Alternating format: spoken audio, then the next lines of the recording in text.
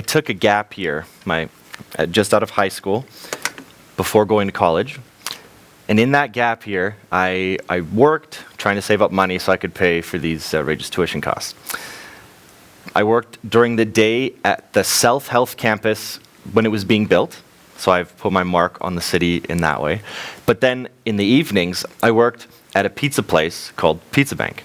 That was a really fun job because on the right night, I would get dinner for free. But on the wrong night, it was a very hot, let me think, it was probably about from here to the edge of this little pit. That was our little pizza place. And the furnace was cooking at about 500 degrees Fahrenheit all day, all night, so it got hot.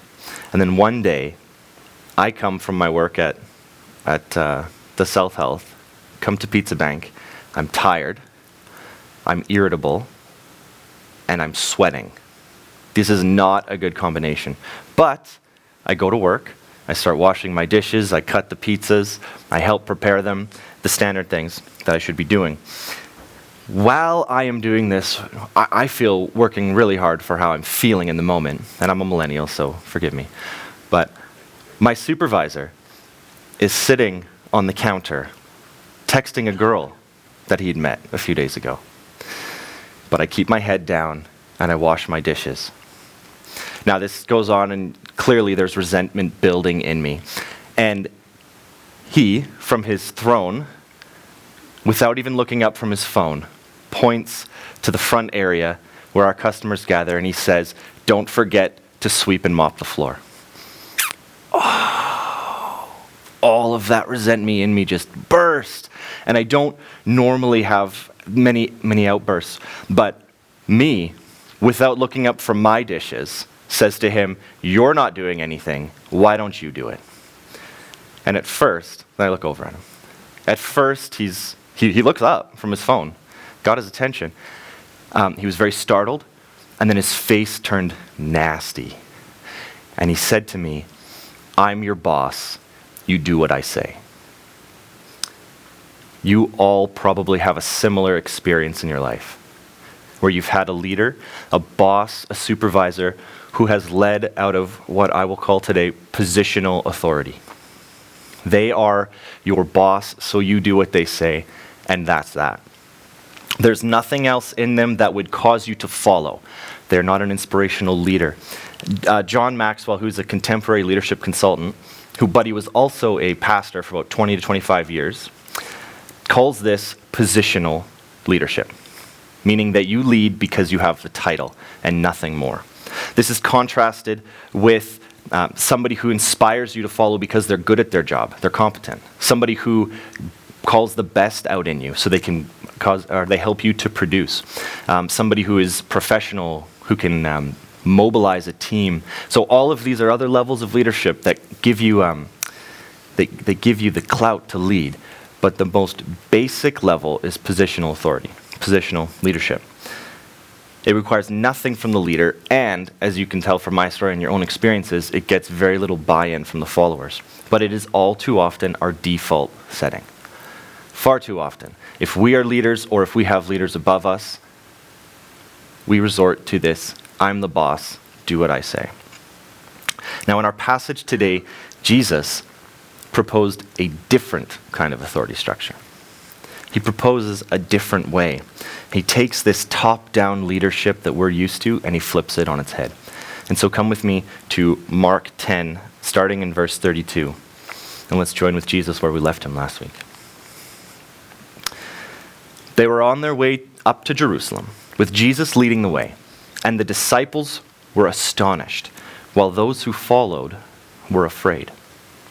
Again, he took the 12 aside and told them what was going to happen to him. "We are going up to Jerusalem," he said, "and the Son of Man will be delivered over to the chief priests and the teachers of the law. They will condemn him to death and will hand him over to the Gentiles, who will mock him and spit on him, flog him, and kill him. 3 days later, he will rise." Then James and John, the sons of Zebedee, came to him. "Teacher," they said, "we want you to do for us whatever we ask." "What do you want me to do for you?" he asked. They replied, "Let one of us sit at your right and the other at your left in your glory." "You don't know what you're asking," Jesus said. "Can you drink the cup I drink, or be baptized with the baptism I am baptized with?" "We can," they answered. Jesus said to them, "You will drink the cup I drink, and be baptized with the baptism I am baptized with. But to sit at my right or left is not for me to grant. These places belong to those for whom they have been prepared." When the 10 heard this, they became indignant with James and John. Jesus called them together and said, "You know that those who are regarded as rulers of the Gentiles lord it over them, and their high officials exercise authority over them. Not so with you. Instead, whoever wants to become great among you must be your servant, and whoever wants to be first must be slave of all. For even the Son of Man did not come to be served, but to serve, and to give his life as a ransom for many." Every step Jesus takes towards Jerusalem is a step towards his impending death. He knows it. He's now told his disciples 3 times this very thing. But even as time is running short on his journey to Jerusalem, there is still deep, deep self-work needed in the disciples. Jesus has already taught them to deny themselves, pick up their cross, and follow him. And as we heard last week from Jesus' teaching to the rich man, sometimes that requires drastic action. Removing anything that will hold you back, even if it means giving up everything that we have. But denying yourself is not something you can do once and then be done with. It's a continual process. It's a daily thing that continues until you die. So once again, here in this passage, the self shows up on the scene. Now, this time, it's in the form of self-ambition. James and John want to be given seats on the left and the right of Jesus when he comes in his glory. Jesus has already talked also in Mark 8, about how the Son of Man is going to arrive on the clouds with his Father's angels. And this is a reference to Daniel 7, which is this picture of God coming to bring justice to the world. So Jesus has already told his disciples about this, and James and John now want to jump in and get a little bit of positional authority. They still think that Jesus' kingdom is of this world. They still think Jesus is coming to save Israel from Rome. And they think that Jesus' kingdom will have boundaries, will have subjects to be ruled over, and will have wealth to be enjoyed. There were, actually, if you didn't know, James and John were 2 of the original disciples. So in the beginning of Mark, we read this way back in September. James and John were called to follow Jesus right after Peter and Andrew. And so they have been with Jesus from the very beginning, and clearly they think that they have a bit of seniority. The union that follows Jesus, I guess. Now, like all brothers, they work together to conspire for what they want. And so they go behind the back of everybody else, and they ask Jesus to give them positional authority. True, they've given up their possessions to follow Jesus. We heard that last week. But they have not yet conquered their own self-ambition. Now, I want to add here, Jesus is not saying that ambition is inherently evil and should be avoided. Ambition is morally neutral. It is not good and it's not bad. It just depends on where we channel it. But if we're like these disciples and we have not yet done the deep foundational work that is necessary to overcome ourself, the flesh, the sinful nature that we have, that will always taint our self-ambition. If we have not yet decided to deny ourselves, pick up our cross, and follow Christ, we will not have righteous ambition.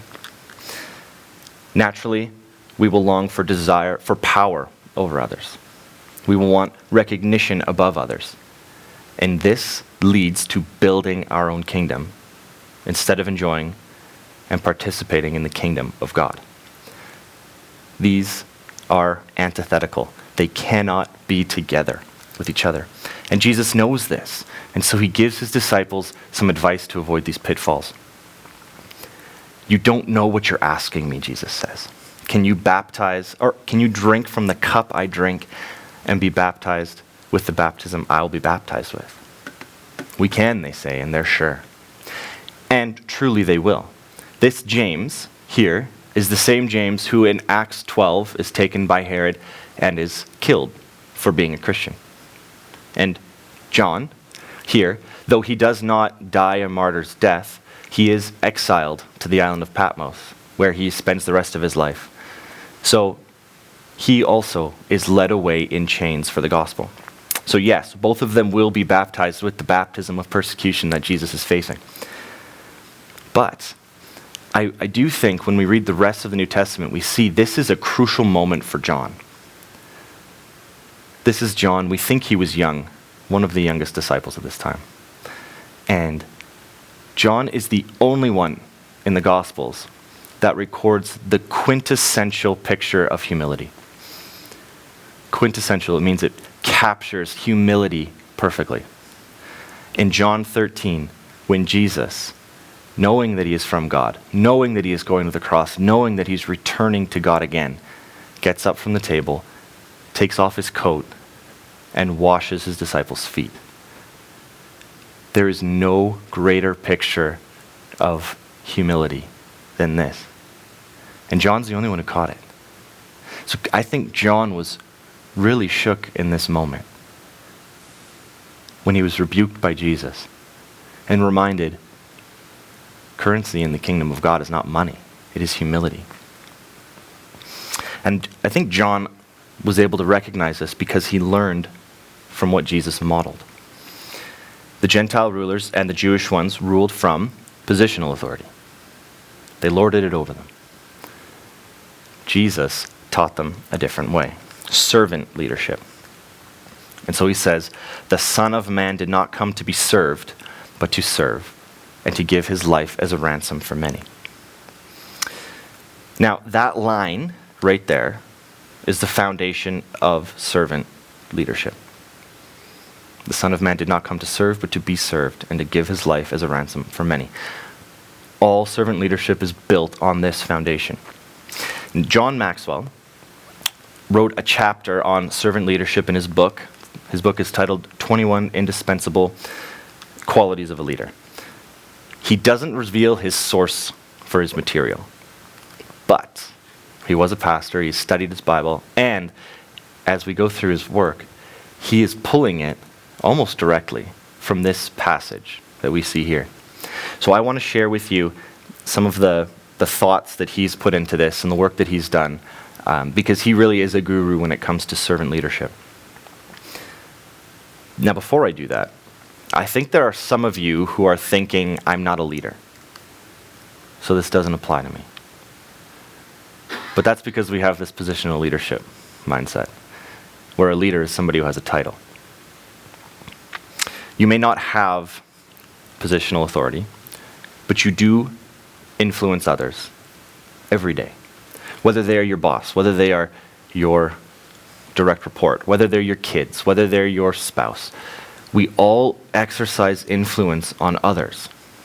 And really, that is the core of what leadership is, exercising influence. And so whether you are a leader at work, whether you are a parent, whether you are a student who is under the authority of others, I want you to take a look at this servant leadership paradigm that Jesus sets up here and think through where it's lacking in your life and where you can apply it in different ways. So first of all, Maxwell, pulling from this passage, says that servant leaders put others ahead of their own agenda. Every interaction we have with somebody, we bring two agendas together. What we want out of it, what they want out of it. And it's very clear from this passage that Jesus' death on the cross was a conscious decision that he made for us. He had the same self-preservation instincts that we have. I think sometimes we think Jesus just was God, so he knew that he had to go to the cross. No, he had the same struggles that we would with that idea. And yet, he set that aside for us. He set aside his personal agenda for us. And that's actually what we do when we think of a servant.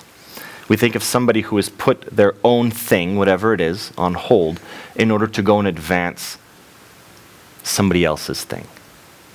Whether you're working in a service industry, whether you're working as a servant leader, you put your own agenda on hold to work on behalf of others.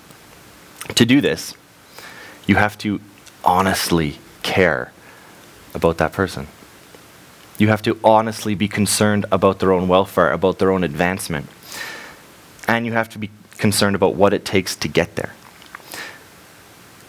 Let's not forget, there is nobody in the history of humanity who deserved to be served more than God incarnate. But he is the one who took off his jacket, laid aside his authority, and washed his disciples' feet.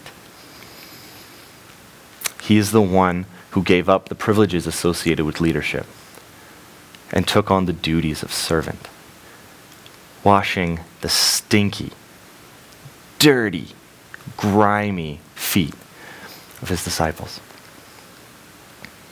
all for their benefit.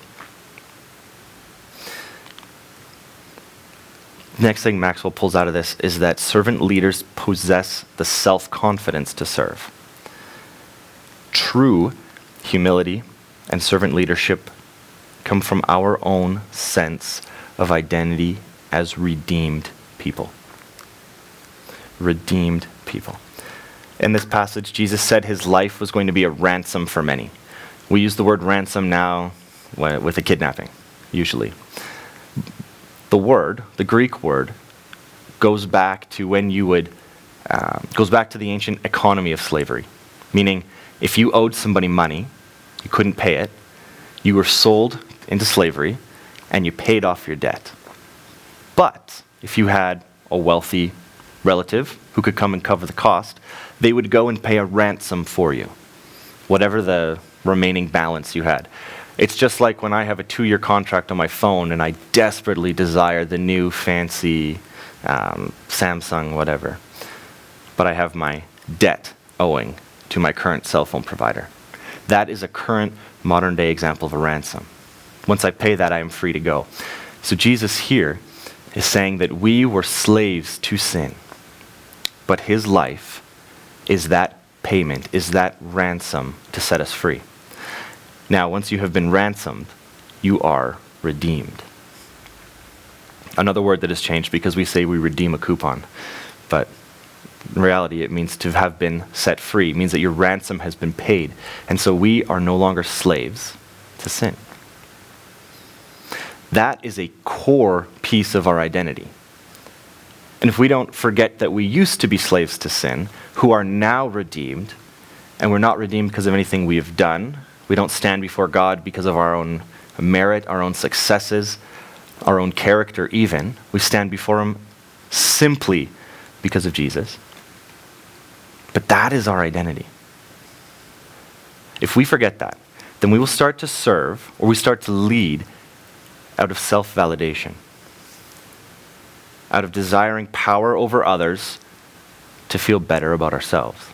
And you have seen leaders in your life who have served in order to validate themselves. They are almost always positional leaders. Leaders who serve because they have the title and nothing more. Now, your value does not come from your provision of power, a position of power, but from the worth that God has put on you. And that worth is determined by what Jesus has paid for you. His life. Servant leaders have to understand their own identity in Christ. They have to understand what they are worth. And that way, they can get down and serve others. If you don't understand your own self-worth and you serve others, then really you're becoming more of a doormat. You're becoming just a servant. You're not a servant leader. Jesus, understanding that he was God, understanding that he was about to save the world, got down and washed his disciples' feet. And that identity piece is very important. Servant leaders know that their level on the social ladder doesn't determine their worth. Only God does. Next, servant leaders are not position conscious. Jesus is admonishing his disciples to care, and us, to care about people and not positions. People who are focused on positions are worried that somebody else is going to come and take their job. Leaders who are position focused and lead out of positional authority realize that when somebody who is better comes along, they will lose their role. It's positional, and if you lose that position, you have no more credibility. In this passage, the disciples were indignant when they heard that James and John had gone behind their backs. Now, do you think they were mad because these brothers went around them to talk to Jesus? Or do you think they were mad because the other disciples didn't think about it first? They still have this positional authority in their minds where we need to have the title so that we can boss other people around. Either way, the conflict arises because they were focused on the position, not on the person who was giving them authority. Servant leaders, by their very nature, are actually trying to work themselves out of a job. Parents, you want your kids to grow up and replace you. Business leaders, you want your direct reports, the people you are supervising, to develop the skills to do your job. This is what a secure servant leader does. An insecure positional leader will hold people back because they know that they get a sense of validation out of that role.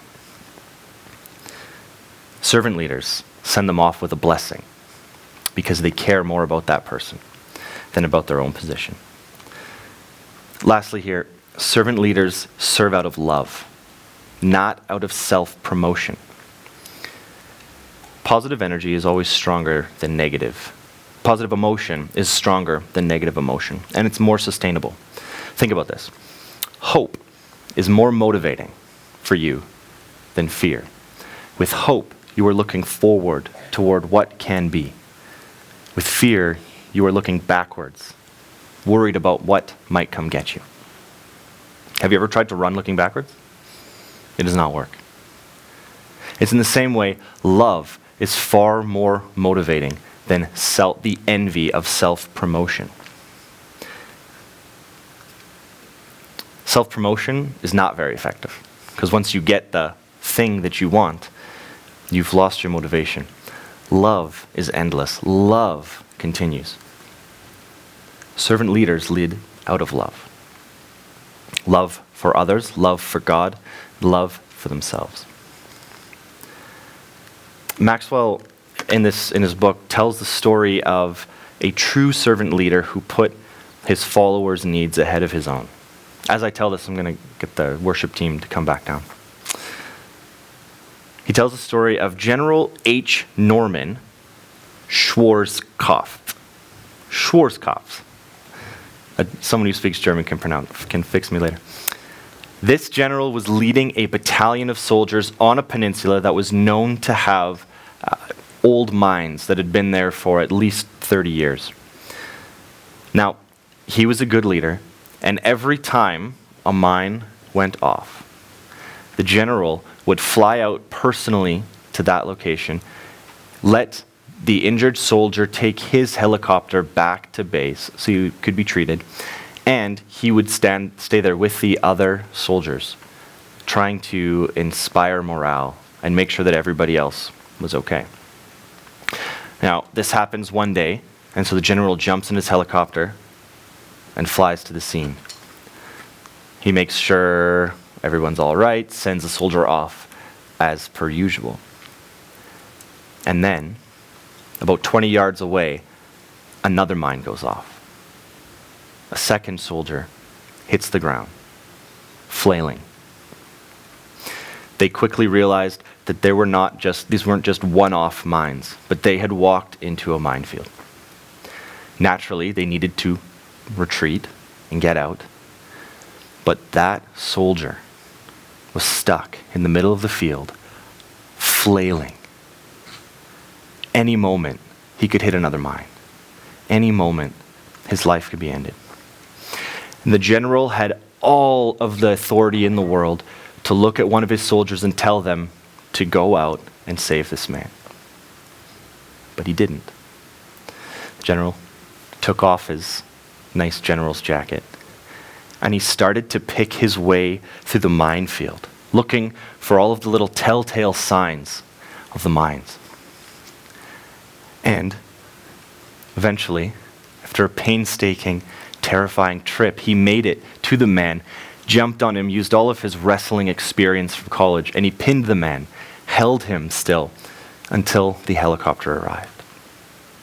Helicopter was able to drop a ladder and got them out. They made it. They survived. You know, Jesus says, that those who are regarded as rulers of the Gentiles lord it over them, and their high officials exercise authority over them. Not so with you. Instead, whoever wants to become great among you must be your servant, and whoever wants to be first must be last. For even the Son of Man did not come to be served, but to serve, and to give his life as a ransom for many.